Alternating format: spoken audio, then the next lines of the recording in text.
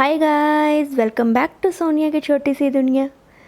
तो guys, lunch करने के बाद अब मैं बैठ गई हूँ सिलाई मशीन लेकर सिलाई करने के लिए। तो आज मैं क्या सिलाई कर रही हूँ तो मैं आपको बताती हूँ। आज मैं बना रही हूँ अपने माइक्रोवेव का कवर। तो मैं वो सिल रही हूँ माइक्रोवेव का कवर। तो ये कपड़ा मेरे पास कितने टाइम से पड़ा हुआ था मुझे पता भी नहीं था।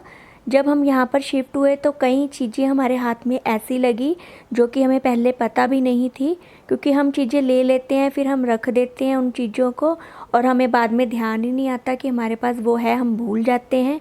तो एकदम से जब हमारे हाथ में आती हैं चीज़ें तब हमें पता चलता है कि हमारे पास ये भी है तो वो भी है, तो हम भूले होते हैं। तो ये कपड़ा काफ़ी टाइम से था मेरे पास। तो जब अब मेरे हाथ लगा तो मैंने सोचा चलो मैं अपना माइक्रोवेव का कवर ही बना लेती हूँ इससे, तो ये अच्छा लगेगा। तो ये मैं माइक्रोवेव का कवर की कटिंग कर रही हूँ। मैंने माइक्रोवेव का पूरा मेज़रमेंट ले लिया था, तो उस मेज़रमेंट से मैं इसकी कटिंग करने लगी हूँ। लेने के तो हम मार्केट से भी ले सकते हैं माइक्रोवेव का कवर या कोई भी चीज़ हो, पर मुझे होता है कि मैं अपने हाथों से अपने घर को सजाऊं। मुझे बहुत शौक़ है कि मेरे घर में मेरे हाथ से बनी हुई चीज़ें ही पड़ी हों, जिसको देख के बहुत ही खुशी होती है।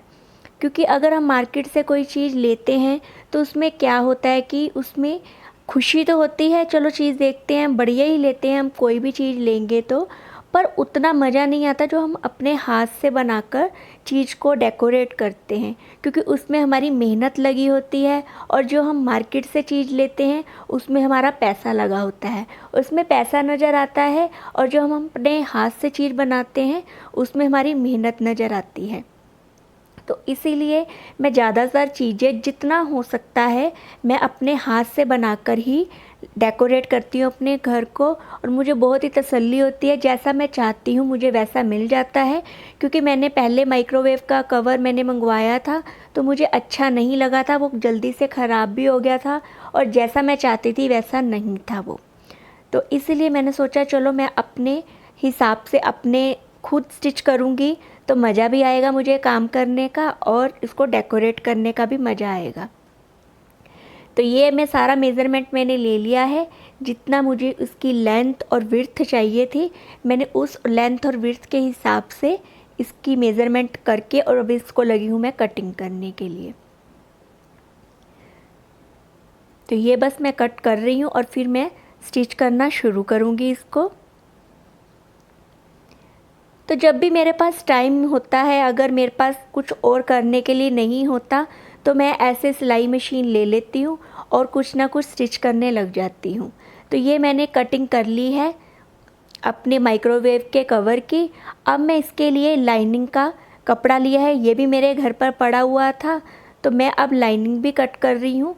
क्योंकि अगर हम किसी चीज़ के नीचे लाइनिंग नहीं लगाते हैं तो उसकी चीज़ की ग्रेस नहीं आती है। अगर हम इसको ऐसे ही मैं इसको बिछा दूँगी, इसको ऐसे ही थोड़ा सा डेकोरेट करके, तो वो अच्छा नहीं लगेगा और वो खिसकता रहेगा। अगर हम इसके नीचे लाइनिंग लगा देते हैं तो वो खिसकता नहीं है, वह अपनी जगह पर ही रहता है। क्योंकि हम पंखा भी चलाते हैं किचन में, तो अगर थोड़ा सा हाथ वाथ भी लग जाता है तो फिर अगर मैं खाली ऐसे कपड़ा बिछा दूँगी डेकोरेट करके तो वो पंखे से भी उड़ेगा और थोड़ा सा हाथ भी लगेगा तब भी खिसकने लग जाएगा, तो वो मज़ा नहीं आएगा। मैं इतनी मेहनत भी करूँगी और उसका क्या फ़ायदा, वो बाद में ऐसे खिसकता रहेगा। तो इसीलिए मैं इसके नीचे लाइनिंग लगा रही हूँ। लाइनिंग लगाने से इसकी ग्रेस आ जाएगी और इसकी एज भी बढ़ जाती है, इसकी वैल्यू भी बढ़ जाती है इससे। तो अब मैं लाइनिंग लगा रही हूँ। जो मेरा कपड़ा है वो मैंने सीधा रखा है और लाइनिंग भी मैंने सीधी रखी है। फिर मैं इसको क्या करूँगी, इसको सीधा कर लूँगी तो इसमें से सारा कपड़ा निकल आएगा। ये देखें मैंने इसको सीधा कर लिया तो निकल आया है, इससे सारा ग्रेस आ जाती है। अगर हम लाइनिंग के ऊपर ही लाइनिंग लगाकर हम उसको सिल देते हैं और फिर हमें उसको मोड़ना होता है साइडों से, कितना काम हो जाता है। अगर हम इसको ऐसे स्टिच करेंगे तो हमारी मेहनत भी कम लगेगी और ग्रेस भी बहुत ज़्यादा आएगी, फिनिशिंग बहुत ज़्यादा आती है। तो इसीलिए मैं ऐसे ही करती हूँ, कपड़े को सीधा रख लेती हूँ मैं उसके ऊपर, लाइनिंग के ऊपर, और फिर साइड से थोड़ी सी जगह छोड़ देती हूँ और उसमें से सीधा कर लेती हूँ। तो ये अब मैं निकाल रही हूँ इसके पॉकेट के लिए कपड़ा। तो ये पॉकेट के लिए कपड़ा भी ये मेरे पास घर पर पड़ा था, क्योंकि जब हम सूट वगैरह स्टिच करवाते हैं तो साइड्स में से कपड़े बच जाते हैं, तो वो हमारे घर में कितने पड़े होते हैं, तो इसीलिए ये भी एक उनमें से ही कपड़ा था जो कि मेरे वेस्ट कपड़ों में पड़ा हुआ था। तो ये मेरे इसमें काम आ गया। रेड कलर था इसमें, चेरी बनी हुई थी इसमें, तो मैंने इसकी पॉकेट बना ली। इससे क्या होगा कि ग्रेस और ज़्यादा आएगी मेरे माइक्रोवेव की कवर की। तो ये देखिए अब मैं लगा रही हूँ इसके ऊपर फ्रिल नीचे से डेकोरेट करने के लिए इसको। और तो ये मैं फ्रिल भी इसको ऐसे करके लगाऊंगी, उल्टी करके इसमें सारी स्टिच कर दूंगी, फिर मैं इसको सीधा कर दूंगी। जो हमारे धागे वागे और जो वेस्ट कपड़ा होगा वो नीचे चले जाएगा। इससे फ्रिल लगाने में ग्रेस आएगी और बहुत ही फिनिशिंग आ जाएगी इसमें भी, और बहुत सुंदर लगेगा। जो फालतू की चीज़ होगी वो नीचे चले जाएगी, जो कि नज़र भी नहीं आएगी हमें। तो चलिए अब इसको लगा लेते हैं सिलाई। तो ये देखिए मैंने सिलाई लगा ली है।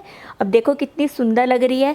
अगर मैं ऊपर से लगाती इसको ऐसे करके तो फिर मुझे ऊपर से भी इसको फ़ोल्ड करना होता, और ये कपड़ा इतना मोटा हो जाता है तो फ़ोल्ड भी नहीं अच्छे से होता, सुइयाँ भी टूटती। अब मैं इसको लेस से, ये वाली लेस से डेकोरेट करूँगी। तो ये देखिए मैंने लेस भी लगा दी है इसके तीनों तरफ।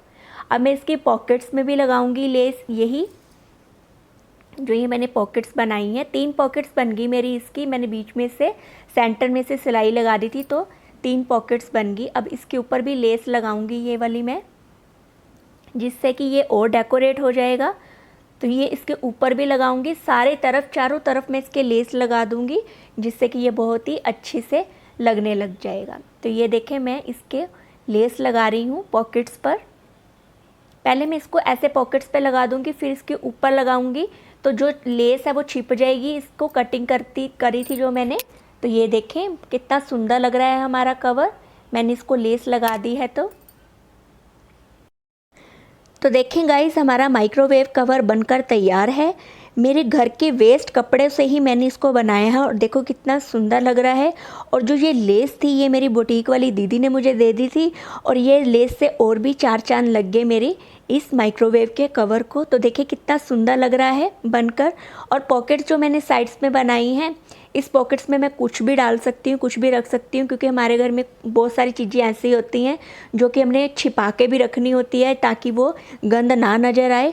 तो इसीलिए मैंने साइड्स पर पॉकेट्स लगा दी और फ्रिल लगा दी नीचे। ये देखिए कितना सुंदर लगने लग गया है। तो चलिए गाइस माइक्रोवेव का कवर तो हमारा बन गया है। अब बज रहे हैं शाम के 5। तो मुझे चाय बनानी है, उसके साथ मैं बना रही हूँ बेसन का हलवा। तो शुरू करते हैं बेसन का हलवा बनाना। तो ये मैंने चाशनी बनाने रख दी है। तो ये मैंने 1.5 कटोरी चाशनी के लिए पानी लिया है, और आधी कटोरी मैंने चीनी ली है, और उसमें मैंने डाला है केसर, जो कि कलर बहुत अच्छा आएगा। और ये मैंने 1 कटोरी बेसन की ली है। बीच में मैंने 4 चम्मच लिए हैं सूजी के, जिससे कि बहुत ही अच्छा बनेगा हमारा हलवा। और मैंने साथ में लिए हैं 3-4 चम्मच दूध के। तो चलिए अब बनाना स्टार्ट करते हैं। और अब मैंने एक कढ़ाई में डाल दी है आधा कटोरी घी का, देसी घी लिया है मैंने। और अब मैं ये बेसन और सूजी डाल दूंगी इसमें, और इसको अच्छे से हम भून लेते हैं। सूजी डालकर हम अगर बनाते हैं बेसन का हलवा तो बहुत ही बढ़िया बनता है। और वैसे भी जब हमें कोल्ड और कफ हो तो बेसन खाना हमें अच्छा होता है। बेसन हमारे लिए बहुत फ़ायदेमंद होता है। सर्दियों में तो वैसे भी बेसन खाना चाहिए हमें, अगर हमें सर्दी लगी हो तो। जैसे कि मैंने आपको बताया था कि मेरे हस्बैंड की तबीयत ठीक नहीं है, तो इसीलिए उन्हीं के लिए मैं बना रही हूँ ये बेसन का हलवा। तो ये देखें, इसको हम अब ऐसे ही भूनेंगे अच्छे से, जब तक इसमें गोल्डन कलर ना आ जाएगा तो हम इसको ऐसे ही भूनते रहेंगे। तो देखिए इसको अब हम ऐसे ही लगातार चलाते जाएंगे तो बहुत ही अच्छा बन जाएगा। और दूसरी तरफ ये मेरी चाशनी भी बनकर तैयार है। बस चीनी जो है वो मेल्ट हो चुकी है, और कलर देखो कितना सुंदर आया है जो केसर डाला है हमने। अगर आपके घर में हो तो आप डालें, नहीं तो ऐसे भी बना लें, तब भी बहुत बढ़िया बनेगा। तो ये अब मैं इसको लगातार भून रही हूँ, चलाते जा रही हूँ, क्योंकि अगर हम इसको बीच में छोड़ देंगे तो ये नीचे से लग जाएगा, जल जाएगा, तो इसमें से जले की बदबू भी आएगी और अच्छा भी नहीं बनेगा ये हमारा हलवा। तो ये देखें, बस इसको ऐसे ही लगातार हम चलाते जाएंगे तो हमारा हलवा बहुत ही बढ़िया बनकर तैयार होगा। बस इसको लगातार चलाते जाएं। ये देखें, आपको झाग बीच में नज़र आ रही होगी इसमें। तो ये जो हमने घी डाला था वो बिल्कुल परफेक्ट डाला था। एक कटोरी में हम आधा कटोरी अब घी डालेंगे तो बहुत ही बढ़िया बनेगा हमारा बेसन। और वैसे भी हलवे में तो जितना घी हो उतना ही कम होता है। तो ये देखें कितना सुंदर कलर आना शुरू हो गया है हमारे हलवे में। ब्राउन कलर देखो हो रहा है, गोल्डन ब्राउन। और पूरे मेरी किचन में इसकी खुशबू आनी शुरू हो गई है। इसकी महक ही बहुत होती है, बेसन की तो वैसे ही बहुत होती है कि दूर दूर तक पता चलता है कि कुछ बन रहा है। तो मैं अब इसमें डाल रही हूँ दूध, जो कि मैंने 4 चम्मच लिए थे, 2 चम्मच मैं पहले डाल रही हूँ। तो आप देख रहे होंगे दूध डालने से जो हमारा हलवा है दानेदार बन गया है। तो दूध डालेंगे तो आपका जो हलवा है वो दानेदार बनेगा। अगर नहीं डालेंगे वैसे ही बनाएंगे तो वो एक पतला सा बन जाएगा, जैसे कि हम आटे का हलवा बनाते हैं ना, बिल्कुल वैसा। पर अगर हम दूध डाल के बनाएंगे ना तो आप देखना, तो सूजी के दानेदार हलवा हमारा बनता है, जैसे कि हम सूजी का बनाते हैं ना, बिल्कुल वैसा ही। ये देखें, आपको नज़र आ रहा होगा कितना दानेदार बन रहा है हमारा ये हलवा। बस इसको ऐसे ही भुने। और अब मैं इसमें डाल रही हूँ चाशनी। चाशनी एक ही बार में हम सारी नहीं डाल देंगे, इसको थोड़ा थोड़ा करके हम डालेंगे ताकि इसमें लम्स ना पड़े। तो ये मैंने पहले एक बार डाल दिया था, अब मैं थोड़ी सी फिर डाल रही हूँ। अब फिर इसको मिक्स करेंगे अच्छे से। ये देखें, इसको बस लगातार चलाते जाएं ताकि इसमें लम्स ना पड़े। थोड़ा थोड़ा सा करके हम इसमें चाशनी डालेंगे। आप इस तरीके से बनाएं, बेसन का हलवा बहुत ही बढ़िया बनता है। अगर आप इस तरह से बनाएंगे तो आप बार बार ऐसा ही बनाना चाहेंगे। तो ये देखें, बस इसको ऐसे ही मिक्स करते रहें। आपको नज़र आ रहा होगा कि हमारा हलवा कितना बढ़िया बनकर तैयार हो रहा है। तो ये बाकी की चाशनी भी मैं सारी डाल रही हूँ। तो अब इसको भी अच्छे से मिक्स कर लेंगे। तो आप इसमें इतना ही पानी डालें, ना ज़्यादा डालें ना कम डालें, इतना पानी परफेक्ट है हमारे बेसन के हलवे में। मैंने 1 कटोरी ली थी तो इसमें मैं 1.5 कटोरी पानी ले रही हूँ। तो ये बहुत ही बढ़िया है। ये देखें, अब इसमें मैं डाल रही हूँ इलायची पाउडर और जो मैंने ड्राई फ्रूट्स काट के रखे हैं।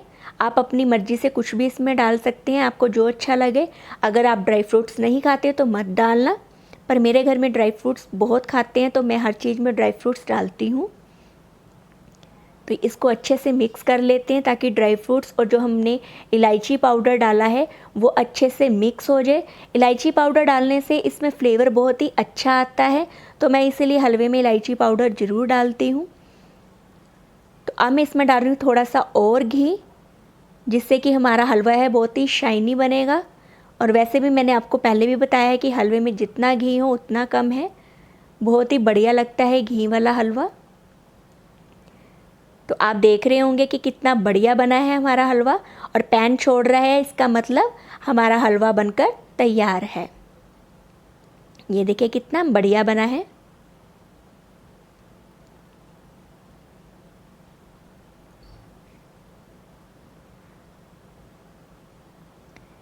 और देखें इसका कलर कितना बढ़िया आया है, जो हमने केसर डाला था उसकी वजह से ही इसका कलर इतना बढ़िया आया है। अगर आप भी डालेंगे तो आपका कलर भी ऐसा ही आएगा। तो देखिए कितना बढ़िया बना है। तो अब करते हैं हम इसको सर्व। तो देखें मैंने इसको सर्व किया है तो कितना बढ़िया लग रहा है, देख के ही आपका बनाने का मन करेगा और खाने का मन भी करेगा। तो बहुत ही बढ़िया बना है ये, दानेदार। और देखिए कितनी शाइनी है हमारे इस हलवे में। तो गाइज़, अगर आपको ये मेरी आज की वीडियो अच्छी लगी हो तो प्लीज़ मेरी वीडियो को लाइक करना, चैनल को सब्सक्राइब करना, ज़्यादा से ज़्यादा शेयर करना।